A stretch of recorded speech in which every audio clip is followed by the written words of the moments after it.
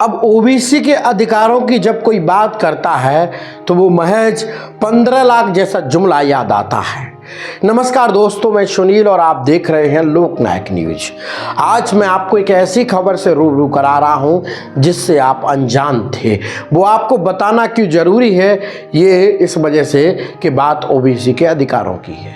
आपको याद होगा कि कुछ महीने पहले मध्य प्रदेश के मुरैना जिले से राहुल गांधी जी की भारत जोड़ो न्याय यात्रा की शुरुआत हुई थी। उस भारत जोड़ो न्याय यात्रा में आपने राहुल गांधी जी को अगर सुना हो तो वो लगभग आधे घंटे से ज़्यादा केवल ओबीसी के अधिकारों के लिए बोले। उन्होंने कहा कि आज तक जो ओबीसी को अधिकार नहीं मिल पाए उनके लिए हम लड़ाई लड़ेंगे और उनको उनका अधिकार दिलाएंगे। हर डिपार्टमेंट से लेकर हर विभाग में उन्होंने ओबीसी के अधिकारों की बात की थी और कहा था कि सरकार आने पर हम ओबीसी की जनसंख्या के अनुसार ओबीसी को अधिकार भी देंगे और ओबीसी को रिजर्वेशन के साथ साथ में जातिगत जनगणना भी कराएंगे। लेकिन अब ओबीसी के अधिकारों की बात कर ली जाए, उस समय ओबीसी वर्ग को लगा कि शायद अब हमें हमारे अधिकार मिलने वाले हैं। लेकिन जब टिकटों की बारी आती है तो ओबीसी देखता रह जाता है और टिकटों की संख्या की जब बारी आती है तो ओबीसी के बराबर जनरल खड़ा रहता है। फिर ये सवाल बनता है कि राहुल गांधी जी, आपने जिसकी जितनी भागीदारी उतनी हिस्सेदारी की बात की थी, तो यहाँ तो आपने बेईमानी की है। तब मुझे एक बात याद आई। बात वो याद आई कि भारत मुक्ति मोर्चा के राष्ट्रीय अध्यक्ष वामन बेसराम जी एक बात कहा करते थे। पहले उनका ये 2 मिनट का वीडियो सुन लीजिएगा। तो उनके सभा सम्मेलनों में मैं हरिजनों का कल्याण होना चाहिए, इस पर मैं भाषण देता। भाषण देने के बाद में हरिजन बहुत जोर से तालियां बजाते हैं, बहुत खुश हो जाते हैं। जब मैं भाषण देता हूं कि हरिजनों का कल्याण होना चाहिए तो वो बहुत जोर से तालियां बजाते हैं। तो ये मेरे कहने से हरिजन खुश हो जाते हैं, तो अगर हरिजन कहने से ही खुश हो जाते हैं तो अमल करने की क्या जरूरत है। गांधी जी ने कहा, जब हरिजन कहने से ही खुश हो जाते हैं तो उस पर अमल करने की क्या जरूरत है। वीडियो सुनकर आप समझ गए होंगे कि मैं कहने क्या वाला हूं। ये मैंने आपको उस वजह से सुनाया कि महज क्या कह रहे हैं मेश्राम जी। मेश्राम जी कह रहे हैं कि गांधी जी हरिजनों को केवल ताली बजाकर खुश करना चाहते थे, उनको देना कुछ नहीं चाहते थे। तो क्या राहुल गांधी जी ओबीसी वर्ग को ताली बजाकर खुश करना चाहते हैं? ऐसा तो कुछ नहीं है। ये बात मैं क्यों कह रहा हूं, क्योंकि ओबीसी के अधिकारों की जिस तरह से राहुल गांधी जी मुरैना की उस सभा में बात कर रहे थे, उससे तो ये लग रहा था कि उनको अधिकार मिलने वाले हैं।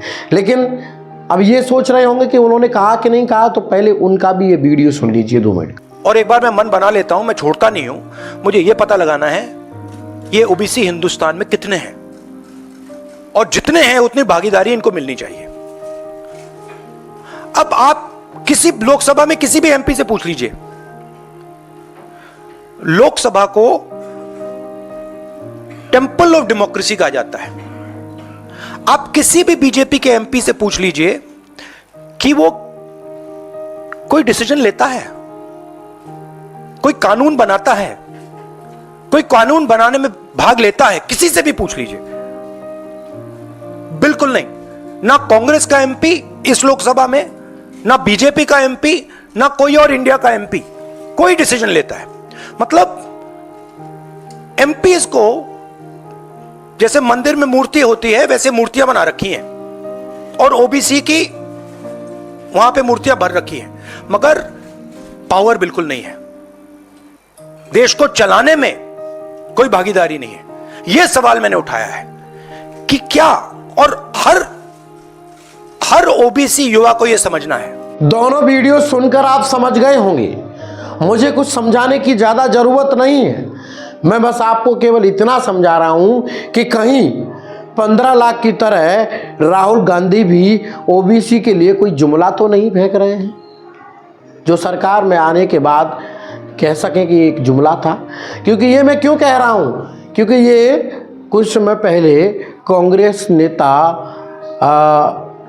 महात्मा गांधी जी भी हरिजनों के लिए जो बात बोलते थे, आज उन्हीं की पार्टी के राहुल गांधी जी ओबीसी के लिए बात कह रहे हैं। ओबीसी को मिला कुछ नहीं है। अगर यहाँ ओबीसी के टिकटों की बात आती तो जितने उनकी हिस्सेदारी थी उसके अनुसार उनको टिकट मिलना चाहिए था, लेकिन ऐसा हुआ नहीं। टिकटों में लगभग समानता दिखाई दे रही है जनरल और ओबीसी में। तो यहाँ ओबीसी के अधिकारों की बात कहाँ हुई? केवल ओबीसी का वोट चाहिए, टिकट नहीं देना है बराबर, उनके एमपी एमएलए बनाना नहीं है बराबर, केवल कहना ही है कि कहने से उनके बन गए। ये सवाल ओबीसी के उन तमाम नेताओं के जहन में है। ओबीसी की 2 सीटों पर अभी बड़ी संख्या, बहुबल संख्या वाली ओबीसी की 2 सीटों पर अभी कांग्रेस प्रत्याशी नहीं घोषित कर पाई है। मुरैना की बात कर लो, ओबीसी के तमाम बड़े बड़े चेहरे टिकट की लाइन में हैं। वहीं बात कर लें बैजनाथ कुशवाहा जी, जो पूर्व विधायक रहे हैं कांग्रेस से, मजे हुए नेता हैं, लोकसभा का पहले भी चुनाव लड़ चुके हैं वो यहाँ किसी अन्य दल से। दूसरा अजय सिंह कुशवाहा, वो भी एक बार चुनाव लड़ सकते हैं, लड़ चुके हैं लोकसभा का ग्वालियर से। जसवीर सिंह गुर्जर, ये भी दलित ओबीसी के एक बड़े नेता के साथ में राजनीति लाइन में आगे आए हुए हैं। तो तीनों ही नेता एकदम बड़े चेहरे थे ओबीसी के लिए।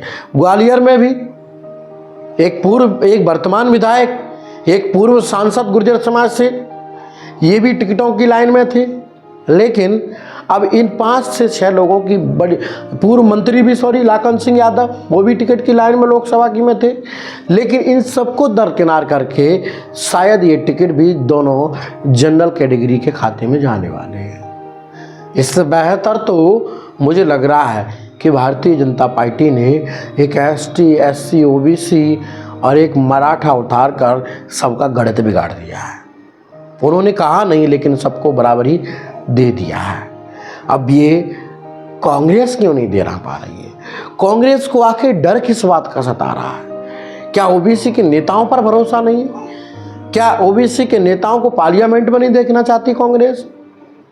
ये सवाल कांग्रेस के उन बड़े बड़े नेताओं के जहन में है जो आज टिकट की खुराक में बैठे हैं, और उनके समर्थक ये सोच रहे हैं कि आखिर कांग्रेस हमें उतार क्यों नहीं रही। अब ऐसे में इन चीज़ों को आपने समझा होगा, तब आप समझ पाए होंगे कि आखिर ओबीसी को अब अधिकार मिलेगा कैसे। ऐसे तो हर कोई आएगा और ओबीसी को मंदिर के घंटे की तरह बजाते हुए निकल जाएगा, लेकिन ओबीसी को उनके अधिकारों को कौन दिलाएगा? क्या ओबीसी को ये लड़ाई खुद लड़ना चाहिए? क्या ओबीसी को इस लड़ाई में अपनी खुद भागीदारी करना चाहिए?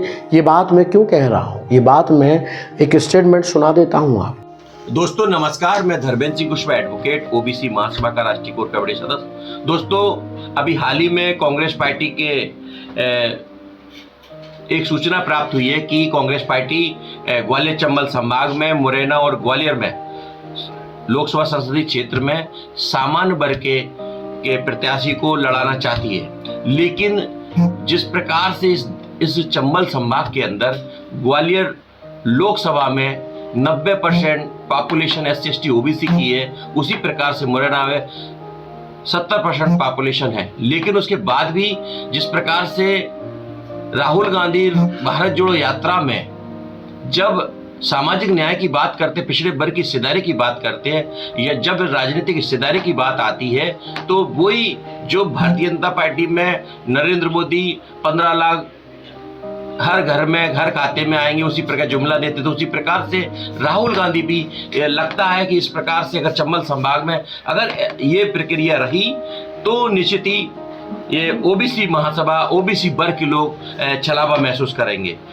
इसके लिए मजबूरन अपनी खुद की तीसरी शक्ति बनाकर हम लोगों को खुद खड़ा होना होगा।